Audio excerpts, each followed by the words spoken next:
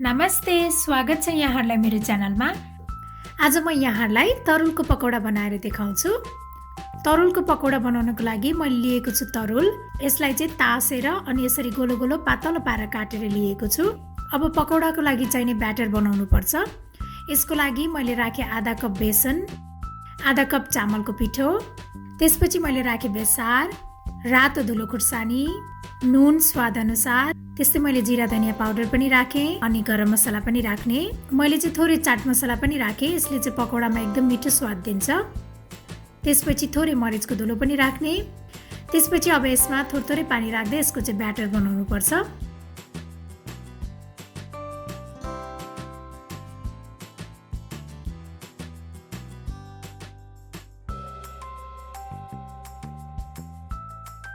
Batter यतिको भइसकेपछि यो रेडी भइसकेको छ। यो चाहिँ धेरै बाक्लो अथवा पातलो हुनु हुँदैन। अब यो तरुललाई ब्याटरमा राखेर यसरी राम्रोसँग यसलाई चाहिँ डुबाउनु पर्छ। पकौडा फ्राई गर्नको लागि मैले कराईमा तेल तताइसकेको छु। अब यो तेलमा यो बेसनमा डुबाएको तरुल राख्ने।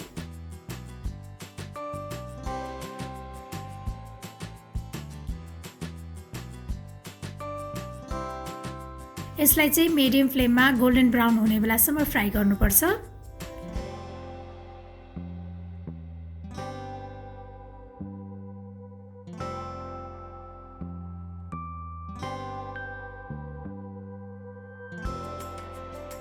अब यतिको भएपछि हाम्रो यो तरुलको पकौडा चाहिँ रेडी भइसकेको छ।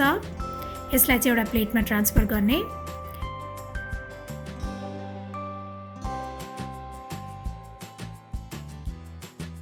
त्यसपछि बाँकी रहेको पकौडा पनि यसै गरी फ्राई गर्दै जाने।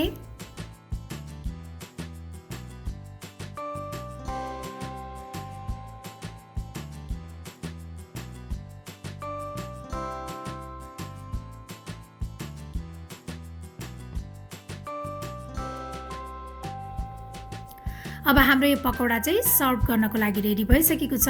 मैले चाहिँ पकौडामा माथिबाट यसरी चाट मसला राखेँ। यसो गर्दाखेरि चाहिँ पकौडामा एकदमै मिठो स्वाद आउँछ।